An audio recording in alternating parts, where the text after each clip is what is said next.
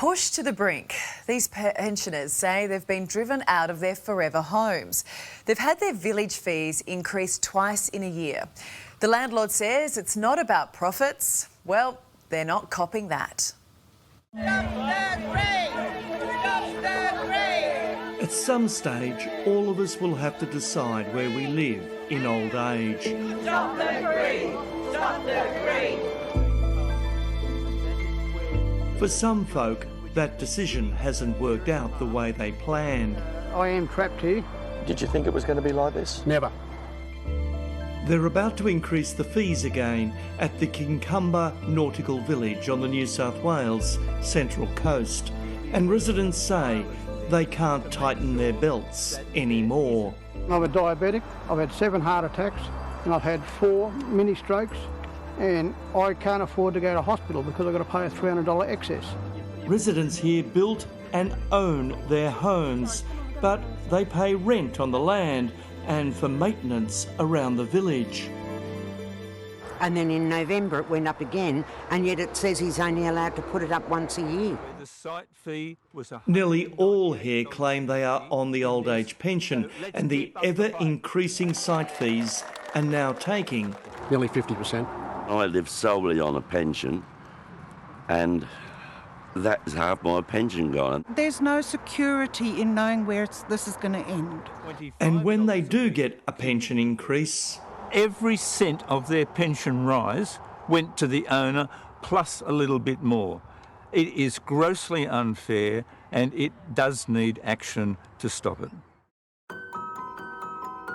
There's lots of people who want a great lifestyle, and that's what we're doing. the passage of time hasn't delivered that, they say. You see, 10 years ago this week, a current affair came here when owner Theo Whitmont was spruiking the virtues of this place. People who are retiring aren't looking for it to take a backward step. They want to step up. They want an improvement in their lifestyle.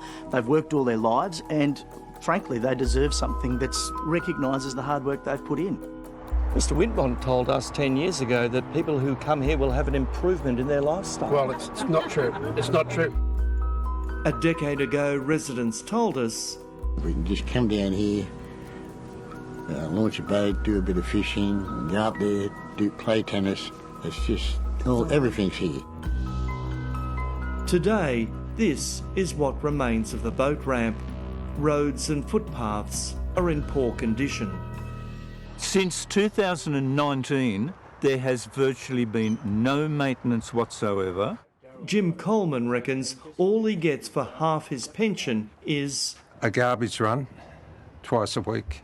73-year-old Gay Doyle says her site fees have doubled since she came here. I'm almost half my pension on rent now. I was in here for 3 months and he wanted to put it up $50 a week. Darryl Rose near Empty Fridge is a daily reminder. I think I've made the worst life decision in my life. And for 95-year-old Mary, I don't go nowhere. I live to the limit. I can't buy any luxuries. A meeting has been called, and a decade on, we catch up with owner Theo Whitmont once again. Half their pension goes each week in site fees that are increasing far more than inflation, and they can't cope. Well, I think that's something we have to understand. That's the purpose of the meeting, to get to the bottom and what people think is a reasonable thing. There's always going to be a tension between landlords and tenants. It's the reality. Landlords want to increase fees. Tenants don't. I'm absolutely sure that I won't make everybody happy. We lost as usual. Come and win. Theo was right. So what a lot of bullshit that went out of his mouth. I should have brought a bucket and a shovel. It's full of it. But Mr Whitmont says he, like many businesses, are facing ever-increasing costs.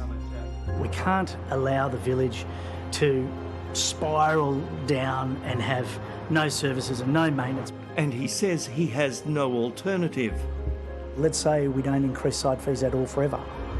Does that mean long-term they've got a place to live? Probably not. It's not viable.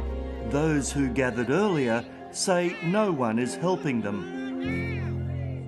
We have no access to any justice about the excessive fees that are being paid here, and they're just being put up at a rate which is just unbelievable, and pensioners are suffering. Mary didn't plan to see out her days like this. This should be my last sweet, wonderful life, to memorise everything that's gone through my life. Same for Gay, who is facing a terrible decision. Things like the dog, I'm starting to think how much longer I can hang on to her because they're expensive. So Gay, you may have to lose your little dog Bella. Yeah, well, I hope I don't. I hope I can hang in there. We hope so too. And the New South Wales state election is this weekend. Residents hope whoever wins will hear their gripes before they're forced out.